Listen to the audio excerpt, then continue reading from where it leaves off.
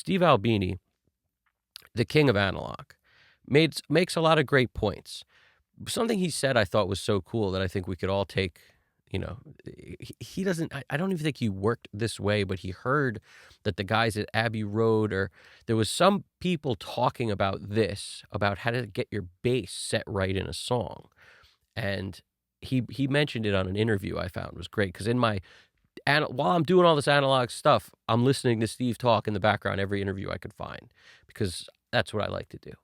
So one of the things he said that I had to take notice of was the guys, to know if a pop song had the right amount of bass, something they used to do historically. And like I said, this is what he heard, and I'm repeating it. So a little bit of a telephone situation here, but what he heard was they used to mix and balance the song so that it sat at a -3 on the VU meter, so -3 VU, and then they'd bring in the bass until it sat at 0 VU, so that the bass was essentially adding an extra 3 dB to the VU meter, which is basically an average. It's not the same as watching these, peak meters that we deal with, but they basically would bring it up to 0, and that's how they knew they had the right amount of bass. So I find that as an interesting way to think about it because, whether that works all the time or not, I'm curious if any of you old timers have heard that same kind of thing, because I just found that kind of cool. Because a lot of people deal with a struggle when it comes to how to make the bass the right volume and where that is. A lot of it comes from poor monitoring, or a room where you're sitting in a null position, or, your speakers might not be giving you enough bass, so you want to feel more of it, so you put too much of it in the mix. Like, there's so many reasons, and that could be because of where your speakers are placed. They're not close enough to the wall. If you want more bass, put them closer to the wall, kind of thing. So there's a lot to this, right? But when I heard that, it just reminded me of so many other things I also heard. And Greg Wells is another person to talk about this, and I've heard CLA talk about it also. Greg Wells mentioned that something he notices about CLA mixes, which he loves, and like when he's basically referencing mixes when he's doing his own thing, which is a JJP thing. Listen to your favorite mixes while you're doing yours, and if nothing else, it sort of always kind of grounds you or brings you back to a ballpark of what you like, resets your brain. So JJP makes a playlist of all his favorite mixes that he listens to while he's doing other mixes, and he'll flip between them to kind of just reset and get his bearings back. So what Greg Wells noticed was that a lot of these guys like CLA and like Serban, what they wind up doing, and these are amazing mixers, they don't wind up doing a ton of low-end craziness below 60 hertz. Somewhere between 60 and 80 is where the bulk of the low-end push is, and then below it, there's like not a whole lot of lows going on. Their mixes feel huge and great. Now, I've also heard CLA say, leave the low end alone. It's one of the biggest things people do wrong is they boost lows on low frequency instruments like bass.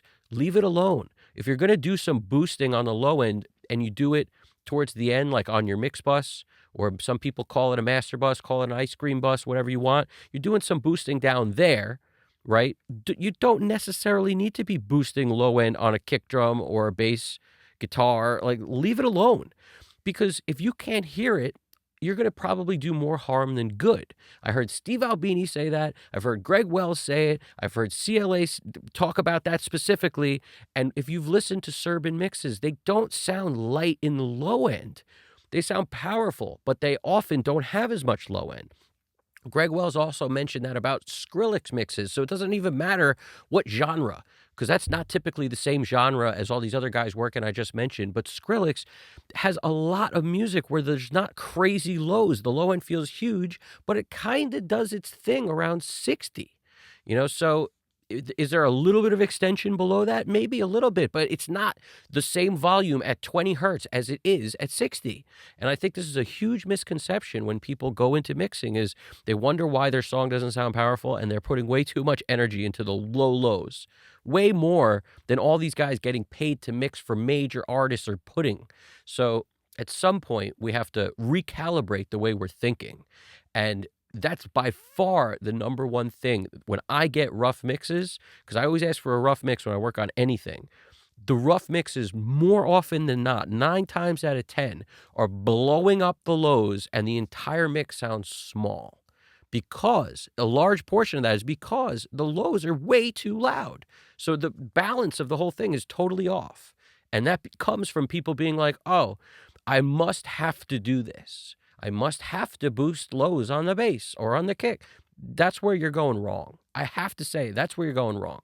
So if you don't take my advice on it, listen to Greg Wells, listen to CLA, listen to any Serban mixes. And for everybody who doesn't like those mixes, well, you're entitled to your own taste. That doesn't mean that it's in line with what people who listen to mixes sound great think is great. When I listen to Brendan O'Brien mixes, I love them. And you know what I always notice? If I compare that to my own mix that I'm working on at the moment, a lot of times, probably like 7 times out of 10, his low end is tighter than mine. It's not extending as far down. It's not as flubby. So when I use a reference like that, I tighten up my low end as much as I can. And that's just like Rich Costi mixes. I mean, Audio Slave sounds huge. There's so much low end, but it's not extending way, way, way down. So it sounds tighter.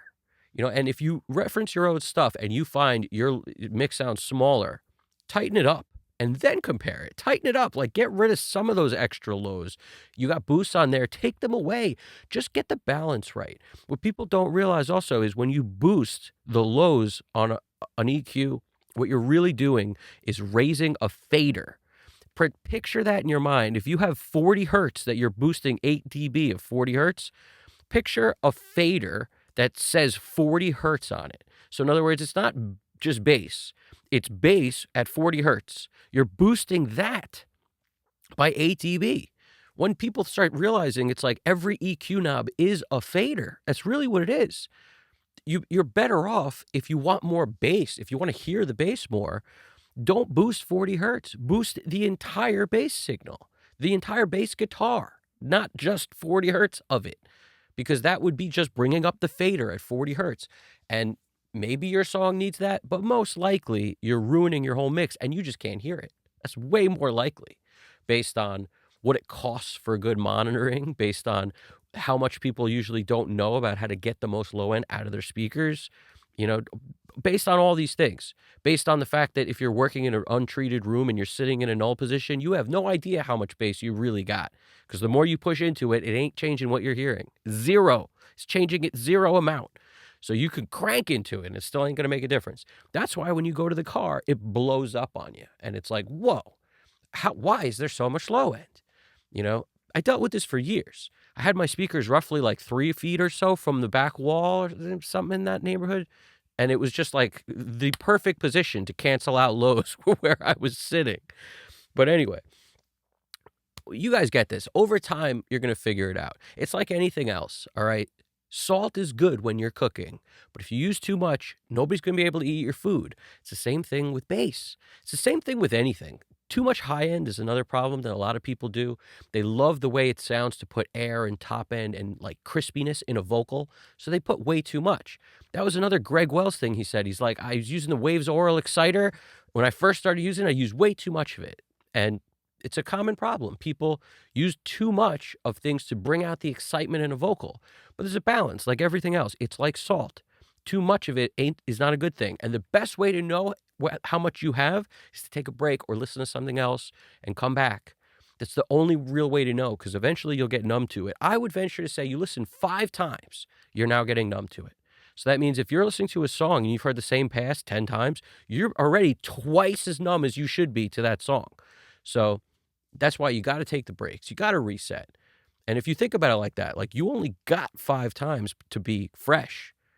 Then every time you're listening for 5 or 10 times, like you might as well throw on something else.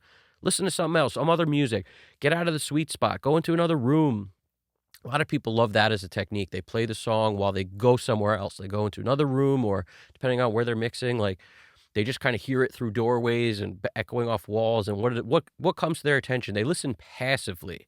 I love that. It's like, I heard Andrew Sheps talk about that. He's like, he'll do something else. For some reason in my mind, I'm picturing him playing chess or something while listening to the music in the background at a kind of a low volume, and that's where he'll, "Oh, I gotta do this." That's something he'll do, you know? I don't know where I got the chess from, but maybe it's just because I picture him playing chess. He looks like a grandmaster, does he not? Anyway, you guys got this, all right? Questions, comments, answers, throw it in there. Way more to come. I've been setting stuff up for days now because there's a lot of thought that goes into this. So just taking it all apart was forever. Trying to set it all up is forever, and a lot of like, "Oh, no, that shouldn't go there. That should go there." And also, when you set stuff up, it's better to set it up first, then order the cabling you're gonna need, because if you can get the shortest runs of cables possible, you won't be tripping all over it, you won't have to stash it somewhere, behind your gear, and we're always fighting for space. There's one thing that nobody's making more of, it's land. So, if no matter where you're working, you probably need all the space you can get. The shorter the cable run, the better it will be. I mean, it's arguable that a long 25-foot cable run makes any difference at all on a balanced signal. It really, I don't think it does. But in terms of quality, but still, the shorter the cable run, the easier it is to trace from one to another. And if you just put everything in position, pretend like you're going to use it, and then look at the back, measure everything with one of these soft tapes, like I got this deal. Got this deal right here. See this? One of these measuring, Taylor deals. And you just, how much cord do I want for it to be, you know what I'm saying? It's kind of the deal. And if I can help it, no patch bay, man, because, whoo, what a pain. Never another patch bay, and I'd be perfectly fine. Every time I gotta crawl behind my patch bay in my other studio, I say never again. So, questions, answers, throw it in the comments. Way more to come. Evan Jaffe, Custom Cut Studios. You guys got this. Take it easy.